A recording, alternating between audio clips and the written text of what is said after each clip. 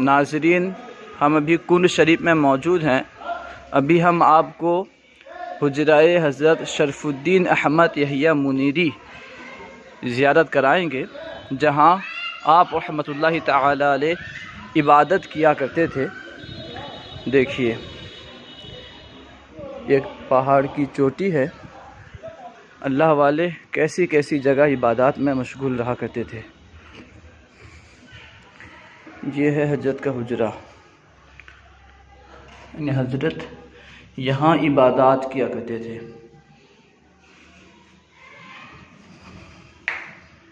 हो सकता है जाने का रास्ता हो ना हो। ये देखिए, उधर से पतला सा रास्ता है, उधर से आकर के यहाँ पे हजरत जो है इबादत में मशगूल रहा करते थे। अल्लाह वाले कैसे कैसे मकामात पर अल्लाह की इबादत में मशगूल रहा करते हैं।